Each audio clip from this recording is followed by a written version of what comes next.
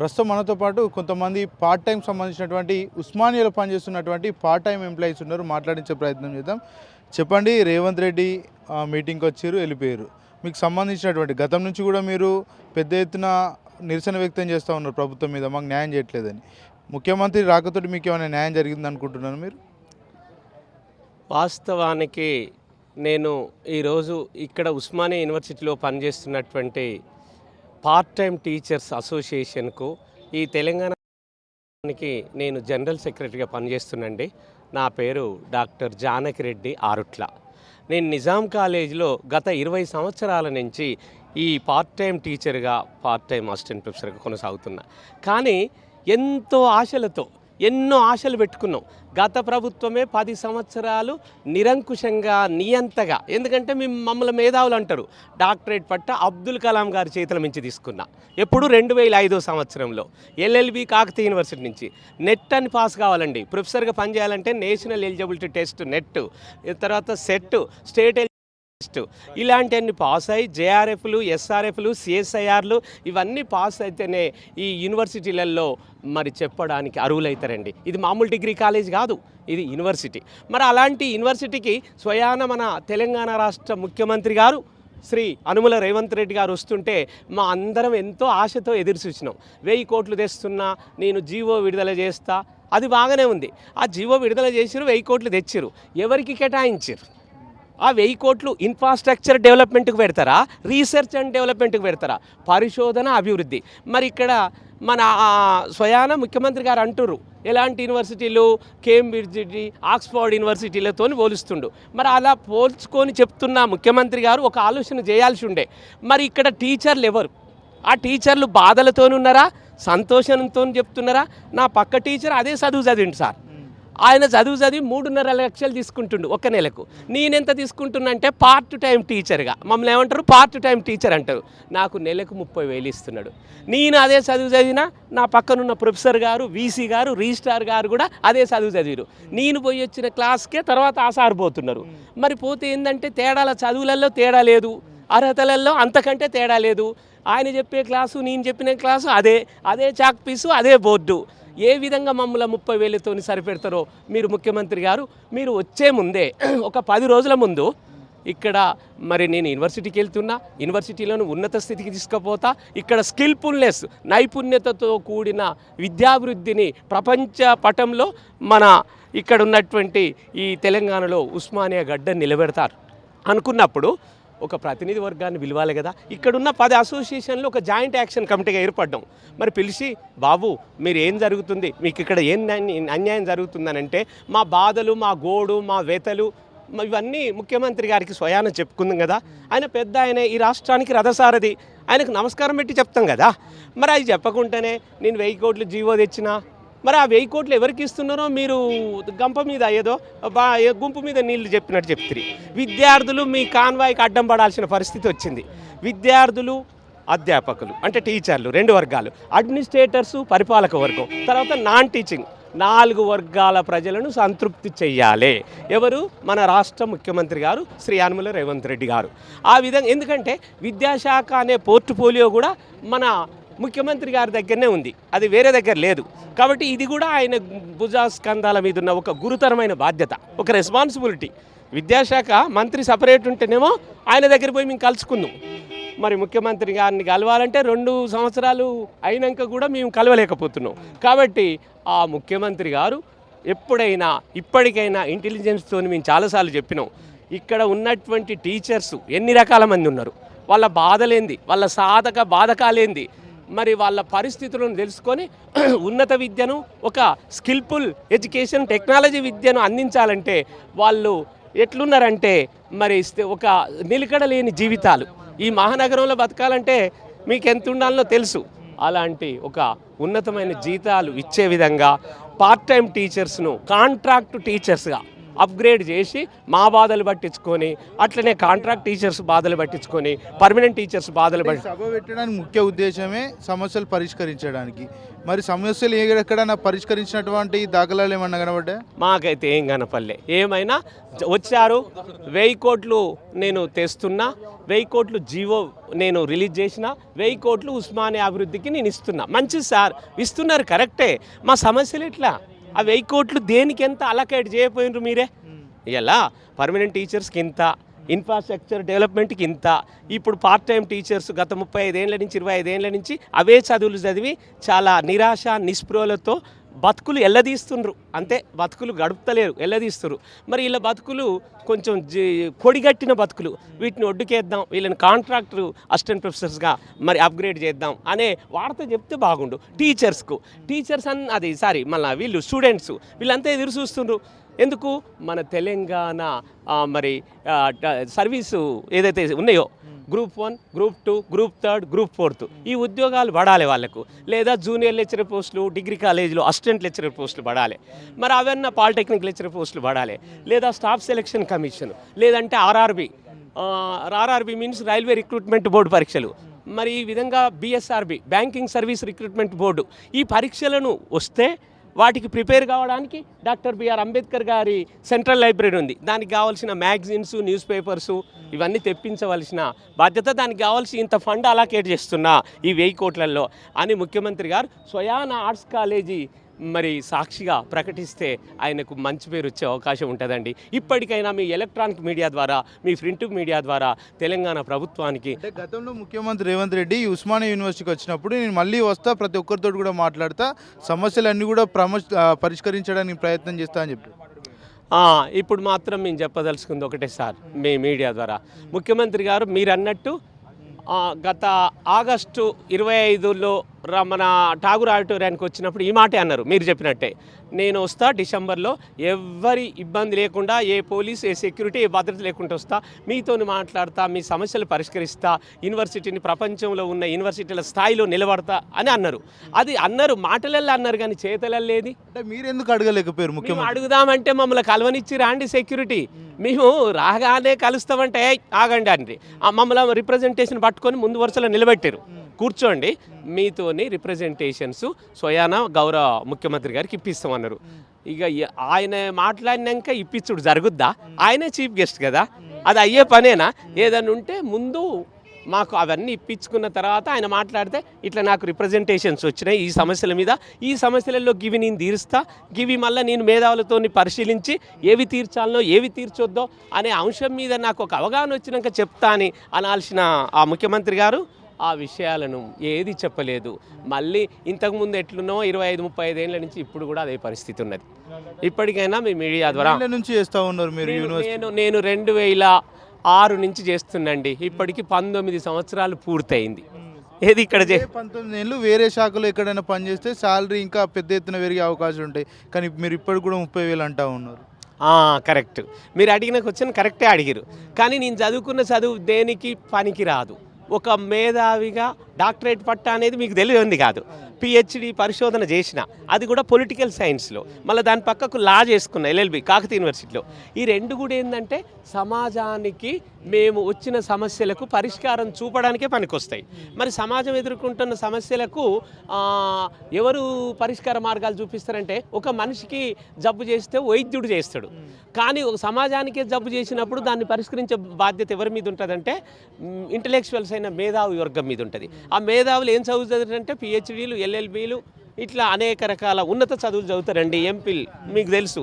మరి మేము మమ్మల్ని ఎవరు పెట్టుకుంటారు సార్? ఇప్పుడు ఎక్కడి పోయినా మీ టీవీల వాళ్ళ దగ్గరికి రావాలి మేము డిబేట్లకు, లేదంటే సమాజం ఎదుర్కొంటున్న అనేక సమస్యలకు మీరు మమ్మల్ని పిలిస్తే వచ్చి మేము ఆన్సర్ ఇస్తాం, లేదంటే ఈ యొక్క యూనివర్సిటీలలో మేము పనిచేయాలి తప్ప. ఇంకా ఇక్కడ ముఖ్యమంత్రి రేవంత్ రెడ్డి చెప్తా ఉన్నారు, 2 ఏళ్ల కాలంలో అనేక సమస్యలను మేము పరిష్కరించినామని చెప్తా ఉన్నారు. మరి మీ సమస్య ప్రధానంగా ఎందుకు పరిష్కారం కావట్లేదు? దీన్ని ప్రభుత్వానికి సంబంధించినటువంటి పెద్దలు ఎందుకు ఫోకస్ చేయట్లేదు? మీరు అడిగిన ప్రశ్న చాలా సందర్భోచితంగా ఉన్నది. ముఖ్యమంత్రి గారు అప్పుడే అన్నారు, మేము ప్రజాపాలనా భవన్ మహాత్మా జ్యోతిరావు పూలే భవన్ అక్కడ బేగంపేటలో పెట్టినాం. అక్కడ దివ్యా మేడం గారు ఉన్నారండి, ఐఏఎస్, ఆమె కాడికి పోయినాం, నమస్కారం పెట్టినాం. మళ్ళీ చిన్నారెడ్డి గారు మన ప్లానింగ్ డిప్యూటీ చైర్మన్ గారు ఉన్నారు, వాళ్ళకి నమస్కారం పెట్టి ఇచ్చినా ఇప్పుడు 2 ఏళ్ల నుంచి ఎన్నిసార్లు ఇచ్చినో నేను ఎన్ని వీడియోలు ఉన్నాయో ఇప్పుడు ఆ వీడియోలు తీయండి వెనుకకు. అప్పటి నుంచి చెప్తూనే ఉన్నా, ఇదే విషయం చెప్తున్నా, సార్ ఇది పట్టించుకోండి, ఇది మీకు మంచి పేరు తెచ్చే అంశము, విద్యార్థులకు మేము బోధిస్తున్నాము, విద్యార్థులకు ఉద్యోగాలు కావాలి, మాకు అధ్యాపకులుగా మాకు స్థిరమైన వేతనంతో కూడిన పని భారం కావాలి అనేది మేము చెప్తున్నాం. అంటే మీరు ఇంటెలెక్చువల్స్ అని కూడా చూడకుండా ఒకరోజు పోలీస్ స్టేషన్లో బంధించడం, పొద్దుంతా అక్కడ ఉంచడం కూడా ఘటనలు జరిగినాయి. వాటిని ఎట్లా చూస్తూ ఉన్నారు? కరెక్ట్ ప్రశ్న అడిగిరండి మీరు. ఇప్పుడు ఇంటెలెక్చువల్స్ను బంధించడం అంటే ఇదైతే చాలా అన్యాయం. ప్రజాస్వామ్యంలో ఇది జరగొద్దు. ఎందుకంటే ఇంటెలెక్చువల్స్ ఏదో వేరే ఆయుధాలు సాయుధంగా రారాళ్ళు, వాళ్ళకు శారీరక బలం ఉండదు, వాళ్ళకు మేధాశక్తి మాత్రమే ఉంటుంది. వాళ్ళు ఎక్కనగానే జీప్ ఎక్కుతాం, మేము పోలీసు వాళ్ళు వచ్చి ఎక్కువ జానకిరెడ్డి అనగానే ఎక్కుతాం తప్ప మేము నిరాకరించాం. మేమేం నేరం చేయలేదు, మేమేం దొంగతనం చేయలేదు, మేము చేసే అన్ని లీగల్ వర్క్సే. మేము ఇల్లీగల్ యాక్టివిటీస్ను ప్రోత్సహించాం, అది తప్పని చెప్తాం. కాబట్టి మీరు అన్నట్టు ఒక ఇంటెలెక్చువల్స్ను ఒక 12 గంటలు పోలీస్ స్టేషన్లలో 678 మంది ఇంటెలెక్చువల్స్ను రాష్ట్రంలో ఉన్న 12 యూనివర్సిటీల నుంచి వచ్చిన ఆ రోజు చెలో సెక్రటేరియట్కు మీరే సాక్ష్యము, మీరే విట్నెస్, మీ మీడియా వచ్చి మమ్మల్ని అక్కడి నుంచి ఇక్కడికి ఆ ఇంటర్వ్యూలు డిబేట్లలో మీరు ఆ వాయిస్ తీసుకోవడం జరిగింది. అదైతే చాలా ప్రజాస్వామ్య విరుద్ధం అండి. పోలీస్ స్టేషన్లకు మమ్మల్ని పంపడం, మధ్యాహ్నం అన్నం పెట్టడానికి కూడా మళ్ళీ ఆడ మేము స్ట్రైక్ చేయాల్సి వచ్చింది. అంటే మేము బయటికి పోయి తినొస్తామంటే పర్మిషన్ ఇయ్యరు, మళ్ళీ మీరు అన్నం పెట్టరు. 3:30 దాకా అట్టే ఉంటే మేము గొడవ చేసినప్పుడు మీరు మా వాయిస్ కూడా తీసుకున్నారు. అది మీ నోటీస్లో కూడా ఉందని ఈ సందర్భంగా నేను చెప్తున్నానండి. ఫైనల్గా ముఖ్యమంత్రి రేవంత్ రెడ్డికి ఈ యూనివర్సిటీ వేదికగా ఏం చెప్పాలనుకుంటున్నారు? ఒకటే సార్, మీ ఎలక్ట్రానిక్ మీడియా ద్వారా ముఖ్యమంత్రి రేవంత్ రెడ్డి గారికి ఒకటే చెప్తున్నా, 1000 కోట్లు కేటాయించారు కరెక్టే. ఇన్ఫ్రాస్ట్రక్చరా లేకపోతే ఈ యొక్క పార్ట్ టైం టీచర్స్, తర్వాత కాంట్రాక్ట్ టీచర్స్, ఈ స్టూడెంట్స్కు, ఈ పర్మనెంట్ టీచర్స్కు, ఈ 4 వర్గాల ప్రజలకు మీరు ఒకసారి మమ్మల్ని అందరినీ పిలిపించుకోవాలి. మీరు ఒక వర్గానికి ఒక 4 పిలిపించుకోండి, మీరు ఎక్కడికి రమ్మంటే అక్కడికి వస్తాం. ఎందుకంటే ముఖ్యమంత్రి గారే విద్యాశాఖ తన దగ్గర ఉంచుకురు. ఎడ్యుకేషన్ అనే పోర్ట్ఫోలియో ఎవరి దగ్గర ఉందంటే ముఖ్యమంత్రి గారి దగ్గర ఉంది. ఇంకొక విద్యామంత్రి గారు ఉంటే వాళ్ళ దగ్గర వెళ్ళి కలుద్దాం మేము. కాబట్టి ముఖ్యమంత్రి గారు ఇప్పటికైనా మీ మీడియా ద్వారా మేము విన్నవించుకునేది ఏంటంటే, ఈ victimised section of the 4 sectors ఉన్నాయో యూనివర్సిటీ వాళ్ళని పిలిపించుకొని సరైనటువంటి హామీ ఇస్తే నెల కాదు ఇంకా 2 నెలలైనా ఆగుతాం. కానీ ఇంతవరకు అష్యూరెన్స్ లేదు. మరి ఇది అగమ్య గోచరంగానే ఉంది. ముఖ్యమంత్రి రేవంత్ రెడ్డి ప్రసంగంలో భాగంగా మీకు సంబంధించినటువంటి అంశాన్ని ఎక్కడ కూడా ప్రస్తావించలేదు. తీవ్ర నిరాశపడ్డట్టు కూడా చాలా స్పష్టంగా అర్థమవుతుంది. ఈ విషయంలో మీరు ఏం చెప్పదలుచుకున్నారు? ముఖ్యమంత్రి గారు రెండోసారి ఉస్మానియా యూనివర్సిటీని విజిట్ చేయడము అనే దాన్ని మేము చాలా సంతోషంగా స్వీకరించి స్వాగతించినాం వారికి. ఎందుకు అనంటే, మీరు తక్కువ అడగడం కాదు, ఎక్కువ అడుగుర్రి, ఇందులో పేదరికం ఉండకూడదు, 1000 కోట్లు అడుగుర్రి అని అంటే, ఇన్ఫ్రాస్ట్రక్చర్కి 1000 కోట్లు ఇస్తా అన్న ముఖ్యమంత్రి గారు ఉద్యోగస్తులను, విద్యార్థులను, అందులో టీచింగ్ నాన్ టీచింగ్ వాళ్ళను 20-30 సంవత్సరాల నుంచి పనిచేస్తున్నటువంటి వాళ్ళు ఇక్కడ రెగ్యులరైజ్ అవుతాయి, లేదా కాంటాక్ట్ అవుతుంది, లేదంటే యూజీసీ పే స్కేల్స్ మాకు ఇంప్లిమెంట్ చేస్తారు, మా సమస్యలు తీరుతాయి, ఇవర కాపుతా రేపరని గంపడి ఆశలతో ఉన్నారు. ముఖ్యమంత్రి గారు ఇలా చెప్పడం వల్ల మళ్ళీ వస్తాను, ఆర్ట్స్ కాలేజ్ వేదికగా అందరి సమస్యలను అడ్రస్ చేసుకుంటూ నేను సమస్యలను పరిష్కరించే విధంగా చొరవ తీసుకుంటానని అన్నప్పుడు చాలా సంతోషంగా మేము స్వాగతించినాం. వారికి ఉద్యోగులందరూ ఏకమై ఒక జేఏసీగా ఫామ్ అయ్యి టీచింగ్ అండ్ నాన్ టీచింగ్ వాళ్ళకి స్వాగత ర్యాలీ కూడా చేసినాం మొన్న 5వ తారీఖు నాడు. సో ఇప్పుడు వచ్చినప్పుడు వారు ఏ సమస్యను కూడా, అంటే 1000 కోట్లు ఇస్తున్నాము, మేము జీవో రిలీజ్ చేసినాము, ఇన్ఫ్రాస్ట్రక్చర్ను ఒక ఆక్స్ఫర్డ్ స్థాయికి లేదా స్టాన్ఫర్డ్ యూనివర్సిటీ స్థాయికి తీసుకుపోతామంటే సంతోషం. తెలంగాణ ఉపాధ్యాయులుగా, ఒకనాడు తెలంగాణ ఉద్యమం చేసినటువంటి విద్యార్థులుగా, ఈరోజు టీచర్లుగా మేము స్వాగతించినాం. మేము వారి చొరవను అభినందిస్తున్నాం కూడా. కానీ మా సమస్యలను అడ్రస్ చేయడంలో, అంటే టీచింగ్ అండ్ నాన్ టీచింగ్ యూనివర్సిటీలలో చాలా సంవత్సరాల నుంచి 20 సంవత్సరాల నుంచి 15 సంవత్సరాల నుంచి పనిచేస్తున్నటువంటి కాంట్రాక్ట్ టీచర్లను, పార్ట్ టైం టీచర్లను, కాంట్రాక్ట్ నాన్ టీచింగ్ ఉద్యోగులను, టైం స్కేల్ ఉద్యోగులను అందరినీ మర్చిపోయి వారు ఎలాంటి వాళ్ళకు భద్రతను కానీ ఒక హామీని కానీ ఇవ్వడంలో ఫెయిల్ అయ్యారు. అది ముఖ్యమంత్రి గారి లేదా ప్రభుత్వం యొక్క ఫెయిల్యూరా, లేకపోతే యూనివర్సిటీ అధికారులు ఎవరైతే ఉన్నారో వాళ్ళకి సమస్యలు ఉన్నాయని వివరించే క్రమంలో ఆ ఫెయిల్యూర్ జరిగిందా అనేది వాళ్ళు రెక్టిఫై చేసుకోవాలి. కానీ ఇప్పటికైనా అధికారులు కూడా కొంత చొరవ తీసుకొని మా సమస్యలు ఇది ఒకటే కాదు, రిక్రూట్మెంట్ అనే సమస్య ఒకటే చెప్పారు మన ఆర్ట్స్ కాలేజ్ ప్రిన్సిపాల్ గారు. కానీ రిక్రూట్మెంట్ ఒకటే సమస్య కాదు, చాలా సమస్యలు ఉన్నాయి. గత 20-30 సంవత్సరాల నుంచి పనిచేసిన వారికి మనము వాళ్ళకి హామీ ఇవ్వాల్సిన అవసరం ఉంది, ఉద్యోగ భద్రత, జాబ్ సెక్యూరిటీ ఇవ్వాల్సిన అవసరం ఉంది. వాటిని ఇప్పటికైనా అధికారులు సీఎం దృష్టికి తీసుకుపోవాలి. సీఎం గారు కూడా ప్రభుత్వం తరపున వీళ్ళందరికీ కూడా టీచింగ్ అండ్ నాన్ టీచింగ్ ఎవరైతే ఉన్నారో వాళ్ళందరికీ హామీ ఇవ్వాలి. హామీ ఇచ్చిన తర్వాతనే మిగతా ఏదైతే ఈ వర్క్ స్టార్ట్ చేయాలి. దాంతోపాటు క్వాలిటీ ఎడ్యుకేషన్లో భాగంగా రిక్రూట్మెంట్ కూడా చేయాలని మేము చెప్తూ, రేవంత్ రెడ్డి స్వయంగా ఇక్కడికి వచ్చారు, మీరు ఏమైనా అప్పీల్ చేసుకునే ప్రయత్నం ఏమైనా చేసిరా రేవంత్ రెడ్డికి? ఇప్పుడు ఒక విషయం అండి ఏంటనంటే, మేము చేసుకునేది ఉండే, కానీ ఇంతకుముందు గత ప్రభుత్వంలో మేము ఆఫీసుల కాడికి పోతే ఆ ముఖ్యమంత్రి మమ్మల్ని దగ్గరికి రానియలే ఒకటి. ఇప్పుడు ఈ ముఖ్యమంత్రి ఇక్కడ దాకా వచ్చిండు కానీ అయినా మా సమస్యలు చెప్పుకోనియలే. ఫలితం ఏముందండి? ముఖ్యమంత్రి అక్కడుండి ఆఫీసులో ఉన్నా మేము పోతే మాకు అవకాశం కలగలేదు మా బాధ చెప్పుకోవడానికి. ఇక్కడికి వచ్చినా ఆ అవకాశం ఇవ్వలేదు. ఫలితం ఏముంది? ఊరికనే వచ్చి 1000 కోట్లు ఇచ్చిపోతారంటే ఇన్ఫ్రాస్ట్రక్చర్ కాదు కదా. ముఖ్యమంత్రి గారు సభాముఖంగా చెప్పారండి, అద్దాల మేడలు రంగుల గోడలు కాదు అభివృద్ధి అంటే. ఇలా 4 బిల్డింగ్లు కట్టి 4 పార్కులు కట్టి అన్ని అద్భుతంగా అందంగా కనపడేటట్టు తీర్చిదిద్దే ఉస్మానియా యూనివర్సిటీ, ఆక్స్ఫర్డ్ యూనివర్సిటీకి పోదు. టీచర్లు కూడా కావాలి. మా సార్ చెప్పారు, కాసిం గారు చెప్పారు, ఏమని? టీచర్లు కావాలి, క్వాలిటీ ఎడ్యుకేషన్. మరి ఇప్పుడున్న వాళ్ళందరూ కూడా క్వాలిఫైడ్ టీచర్లు కదా. వాళ్ళ క్వాలిటీ పెంచడానికి కూడా వాళ్ళకు జాబ్ సెక్యూరిటీ ఇవ్వాలా, వాళ్ళకి ట్రైనింగ్ ఇవ్వాలా, వాళ్ళకు సరైన జీతాలు ఇవ్వాలా. అవి లేకనే కొంచెం అటు ఇటు ఉంది పరిస్థితి. కాబట్టి ఇప్పటికైనా కానీ యూనివర్సిటీ అధికారులు గవర్నమెంట్ దృష్టికి తీసుకుపోవాలి. ఉద్యోగులందరి యొక్క సమస్యను పరిష్కరించే విధంగా వారు చర్యలు తీసుకుంటారని ఆశిస్తున్నాం. లేకపోతే ఒకవేళ లేకపోతే మాత్రం ఉద్యోగస్తులందరూ కలిసి ఒక ఐక్య కూటమిగా ఆల్రెడీ జేఏసీగా ఏర్పడినటువంటి పరిస్థితి ఉన్నది. వాళ్ళందరూ కలిసి కార్యాచరణ తీసుకుంటారు, ఉద్యమ కార్యాచరణ. ఈ తెలంగాణ గడ్డ మీద పుట్టిన ఎవరికైనా సరే అన్యాయం, అణచివేత జరిగితే అది విప్లవ రూపంలో, ఉద్యమ రూపంలో వస్తారని ముఖ్యమంత్రి గారే చెప్పారు స్వయంగా. మేము ఇక్కడ ఉద్యమం చేసినటువంటి వాళ్ళమే, విద్యార్థులుగా ఉన్నప్పుడు, ఉపాధ్యాయులుగా ఉన్నప్పుడు కూడా ఉద్యమం చేయడానికి వెనకాడము, ఉద్యమ కార్యాచరణ ప్రకటించి ఉద్యమించాల్సిన పరిస్థితి వస్తుంది. దాని మీద దృష్టి సారించాల్సిన అవసరం ఉన్నది. ఓకే, మీరు చెప్పండి. అనేక సందర్భాల్లో ప్రభుత్వానికి రిప్రజెంటేషన్ ఇచ్చారు. స్వయంగా ముఖ్యమంత్రి రేవంత్ రెడ్డి యూనివర్సిటీకి వచ్చిండు. ఆ సమయంలో రేవంత్ రెడ్డిని కలిసి మీరు అర్జీ పెట్టుకునే ప్రయత్నం ఏమైనా చేశారా? నమస్తే అండి, ఐఎమ్ డాక్టర్ జే శ్రీలత. ఇన్ని సంవత్సరాలుగా వర్క్ చేస్తున్నా కూడా, మేము ఇన్ని సంవత్సరాలుగా ఇక్కడ వర్క్ చేస్తున్నా కూడా మాకు ఎప్పుడూ కూడా మాకు క్వాలిఫికేషన్కు తగినటువంటి శాలరీస్ అయితే పార్ట్ టైం లెక్చరర్స్కి ఎప్పుడూ రాలేదు. అట్లీస్ట్ ఈరోజు ఆ సమస్యను అడ్రస్ చేస్తారు, పార్ట్ టైం లెక్చరర్స్ సమస్యను, వాళ్ళ జీతాల సమస్యను అడ్రస్ చేస్తారు ముఖ్యమంత్రి అనుకున్నాం. కానీ ఏ విధమైనటువంటి అవకాశం కూడా మాకు మా ప్రాబ్లం చెప్పుకోవటానికి కానీ అవకాశం రాలేదు. అట్లని మా సమస్య తీరుతుంది అన్న ఒక భరోసా ఇవ్వలేదు ముఖ్యమంత్రి గారు. సో ఈ విధానాన్ని ఖండిస్తూ రేపు భవిష్యత్తులో అయినా సరే పార్ట్ టైం లెక్చరర్స్ని కాంట్రాక్ట్ ప్రొఫెసర్స్గా చేస్తారు అన్న ఒక ఆశతోటి మేము ఉన్నాము. దానికి సంబంధించి, ఆ విషయానికి సంబంధించి ఎంతవరకైనా సరే పార్ట్ టైం అసోసియేషన్ మొత్తం is they to address our problems. Okay, మీరు చెప్పండి. 1000 కోట్ల బడ్జెట్ను యూనివర్సిటీకి ఇస్తాం, కేటాయిస్తాం, జీవో కూడా విడుదల చేస్తామని చెప్పారు. మీకు సంబంధించినటువంటి ఏదైతే పార్ట్ టైం టీచర్లకు సంబంధించినటువంటి అంశం ఎక్కడైనా ప్రస్తావించినట్టు మీకు సమాచారం ఉందా? లేదు. నమస్కారం, నా పేరు డాక్టర్ చంద్రశేఖర్.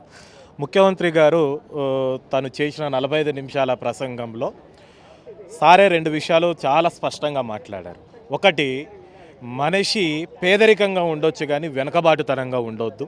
రెండో విషయము, మనిషి అణిచివేతకు గురైతే కంపల్సరీ దానికి రిపల్సన్ అంటే వ్యతిరేకత వస్తుందని చెప్పేసి.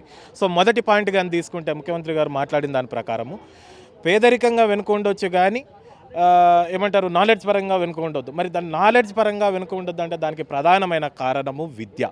ఆ విద్య అనేది మనం ప్రామాణికంగా తీసుకుంటే యూనివర్సిటీలో, ముఖ్యంగా రాష్ట్ర యూనివర్సిటీలలో వచ్చే స్టూడెంట్స్ మ్యాక్సిమము అందరూ సామాజిక నేపథ్యం నుంచి ఉన్నవాళ్ళు. ఈ సామాజిక నేపథ్యం నుంచి వచ్చిన విద్యార్థులకు బోధించే వాళ్ళు కూడా మ్యాక్సిమం సామాజిక నేపథ్యం ఉన్న టీచర్స్ మట్టుకే. మరి ఈ టీచర్స్కి క్వాలిఫైడ్ వాళ్ళకి క్వాలిఫికేషన్ తీసుకుంటే నెట్ కానీ, సెట్ కానీ, పిహెచ్డి కానీ, పీడిఎఫ్ కానీ మ్యాక్సిమము ఎంత కోరుకుంటే అంత పేపర్స్ ఉండి కూడా ఈరోజు వారు సరైన వేతనాలు లేక ఈ విధంగా కూడా ముఖ్యమంత్రి గారు వారి ప్రసంగంలో గుర్తు చేసింది ఏంటి, మనిషి మానసికంగా సిద్ధంగా ఉంటే, మానసికంగా స్పష్టంగా ఉంటే తను చేయబోయే కార్యక్రమాలు, తను చేసే డెలివరీ కూడా కరెక్ట్గా ఉంటుందన్నారు. మరి ఒక విద్యార్థిని బోధించే గురువుకు సరైన శాలరీ లభించినప్పుడు మరి తను విద్యార్థికి ఏం బోధిస్తాడు, వాళ్ళ యొక్క పరిపక్వతను, వాళ్ళ డెవలప్మెంట్ని ఏ విధంగా లీడ్ చేస్తారని చెప్పేసి ఈ సభాముఖంగా మేము ఈ ముఖ్యమంత్రి గారిని అలాగే ఈ రాష్ట్ర ప్రభుత్వాన్ని కోరుతా ఉన్నాము. ఇక మేము పార్ట్ టైం లెక్చరర్స్ ఏదైతే ఉన్నామో ఈ రాష్ట్ర 12 యూనివర్సిటీలలో పనిచేస్తున్న పార్ట్ టైం లెక్చరర్స్, అయ్యా ముఖ్యమంత్రి గారు, మేము చాలని జీతాలతో ఒక 6 నెలలు శాలరీలు తీసుకుంటూ ఇంకో 6 నెలలు కేవలం ఇదిగో అదిగో రేపు అవుతుంది, ఇంకేదో అప్గ్రేడ్ అవుతుంది అని చెప్పేసి ఆశతో ఎదురు చూసాము. మీరు అదే యూనివర్సిటీకి వచ్చి ప్రకటిస్తారేమని చెప్పేసి 1000 కళ్ళు ఆశతో ఎదురు చూసాం, కానీ మీ నుంచి ఎలాంటి ప్రకటన రాకపోవడం, దీనికోసం యూనివర్సిటీ అధికారులు కూడా ఎలాంటి స్పందించకపోవడం అనేది నిజంగా ఇది ఈరోజు మమ్మల్ని బాధతో కలిచివేసింది.